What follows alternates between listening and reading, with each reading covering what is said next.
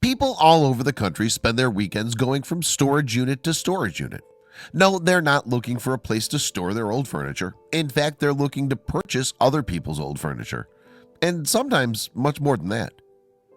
When he placed that final bid that one of the contents of a storage container, he didn't know if it was going to be a dream come true or a nightmare. The man was shocked when he finally found out what was hidden in the container, and he was far from ready when the cops knocked on his door hours later. The man was finally feeling more comfortable with bidding on storage containers and auctions. When you can't tell what you're buying, spending money you don't have is a huge gamble. But there are so many stories of people making it big. Some people have even found entire classic cars inside of a storage unit. So far, the man had been lucky. He was able to sell all the contents for a little bit more than he paid for it. Going through someone's old junk takes a lot of work and time.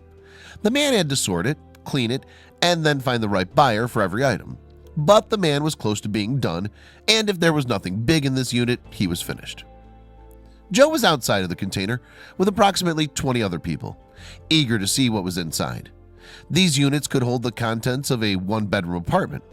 They were great for holding furniture such as a couch, a chair, and dining room table, as well as bicycles, sports equipment, and business equipment. But it wasn't too great for looking around to see if you want to spend hundreds of dollars on it. The bidding wasn't exactly what you see on TV. There was no drama, pushing, screaming, or yelling, but it was still fun. It was especially entertaining when he got into a bidding war with another person. He liked winning, it felt good, but he had to constantly remind himself to stick to his budget. He always told himself not to spend what he couldn't afford to lose, and he didn't want to learn the hard way. But Joe just couldn't help himself this time.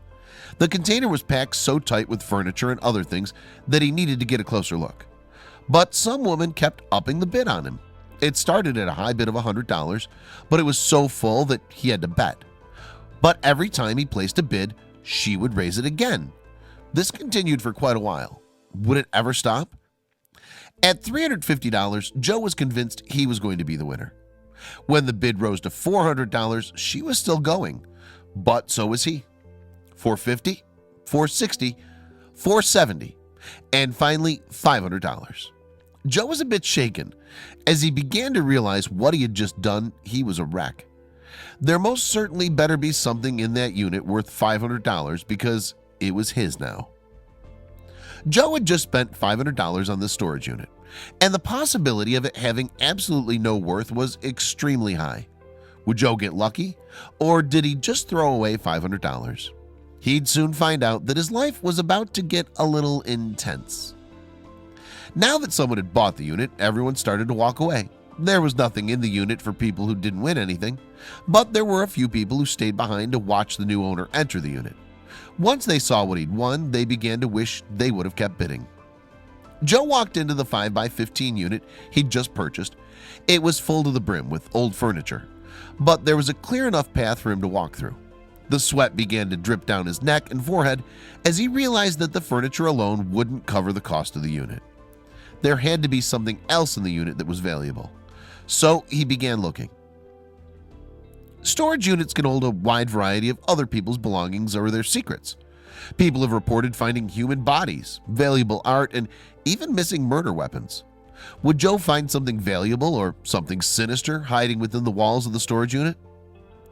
It didn't exactly jump at him as it would in a movie, especially since it was just a gray container sitting on the floor next to a dresser.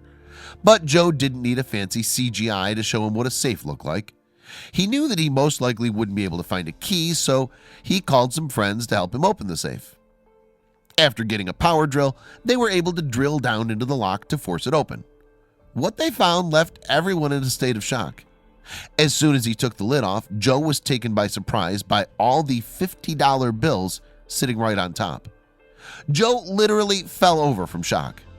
As he got to his feet, Joe began pulling out bundle after bundle of money. Things weren't going to go smoothly for Joe and his find. It wasn't even 2 hours after his find that police were knocking on his front door, and uniformed men were all over the storage container. What had Joe gotten himself into? Honestly, the money could be from anything, but who has that kind of money shoved into a safe?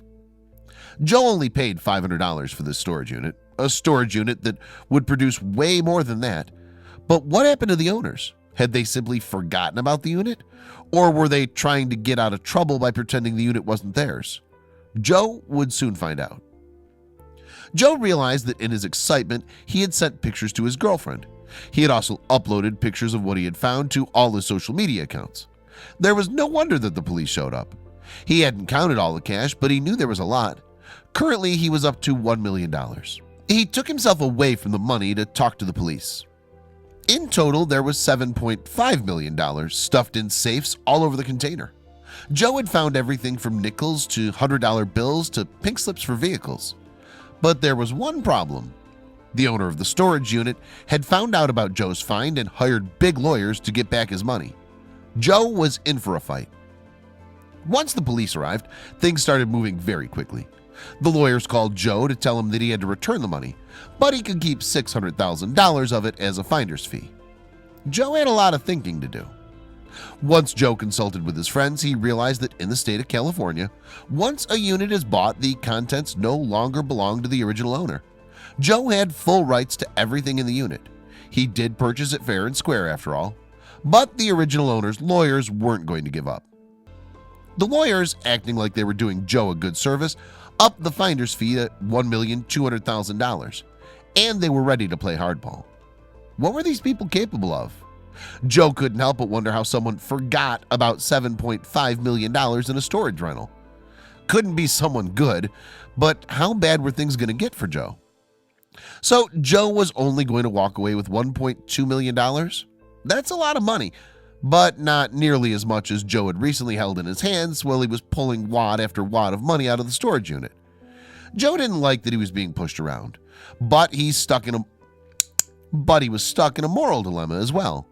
It was technically his money, but he didn't actually earn it. Maybe he should give it back, but that wasn't really sitting well with him.